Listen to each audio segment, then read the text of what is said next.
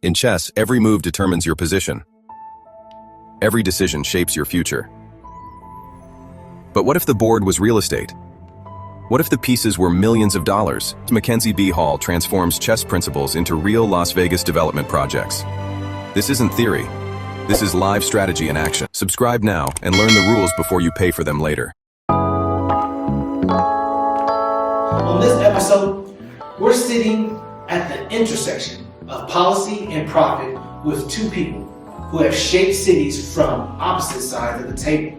I'm talking about a former Planning Commission as well as a developer who has been building in Los Angeles, Arizona, and Las Vegas, as well as in other countries.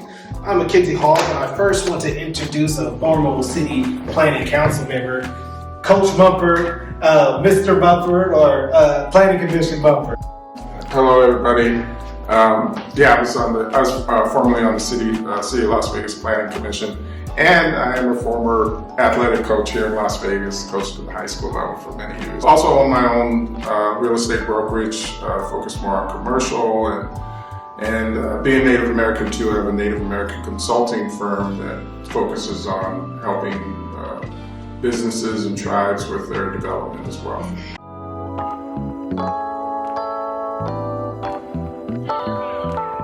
If you had to redesign the development process from scratch, balancing growth, affordability, and quality of life, what would you remove? What would you protect? What would you add in cities like Las Vegas? A lot of my mission has been put on that quality of life, as well as affordability. Those are my two that I would keep, and then I would kind of backdoor that with opportunity. I feel like these three things have been negated a lot in different communities. Most people are spending most of their money on housing, if they can afford housing. People have full-time jobs and are living in their cars. And so that's a problem, you know what I mean? Especially growing up with a single mom of three, I know how much she struggled to make sure that we had a nice little 2-bedroom house. We with bunk beds for me and my sister and my brother. And now that I've, did the nice giant buildings and the big old houses and helped build those, a lot of these people already have a good quality of life. And so for myself, I was just like, how can you make a quality of life when you look at the numbers, you look at the statistics? And last but not least, like I said, I put in opportunity, because sometimes we put in a position as individuals who want to grow in development, who want to grow in general, there's not opportunity there for us. We're stuck in between a hard place and a rock. With what Mackenzie's doing, everything, that also adds more quality jobs. One of the things that's missing in Las Vegas is we don't, especially in the African American community, we don't have enough young African Americans that are in the trades. And that's part of the reason, because we kind of don't control the projects. We really don't have any supplier diversity programs in the state of Nevada or at the city level. I used to work for a large real estate investment and development company out of LA. And for a long time, I was handling all their tenant improvements, for their jobs. I sat on the Minority Supplier Development Council for a long time, and our goal was to get more minorities involved in contracting. And when I had that opportunity where I was kind of hiring the contractors for their projects, sitting on the Minority Supplier Development Council, a lot of the contractors that were in my world looked like me. And so when you came onto my job site, probably 80% of the workforce was African American and Latino. Really 80% African American, probably 20% Latino, because I knew a lot of Black contractors from when I was on the Minority Supplier Development Council.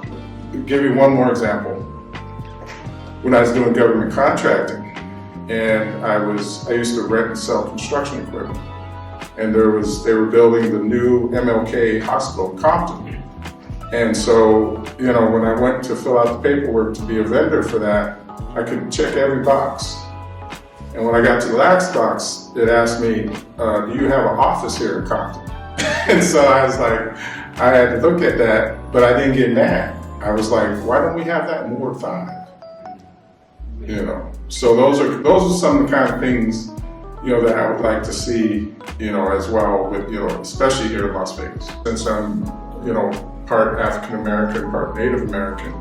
One of the main things that I would like to see when it comes to development is, especially here in Ward 5 where we're at right now, I'd like to see more participation of African Americans developing and building and growing inside of their own communities.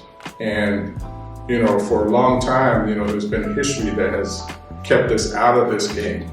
And sitting here with a young man like Mr. Mackenzie is a good thing, makes me happy. When I got into real estate, that was part of my mission statement, is I wanted to get more African Americans, Native Americans, people of color involved in the real estate game, whether it be development or investing or just buying their first home.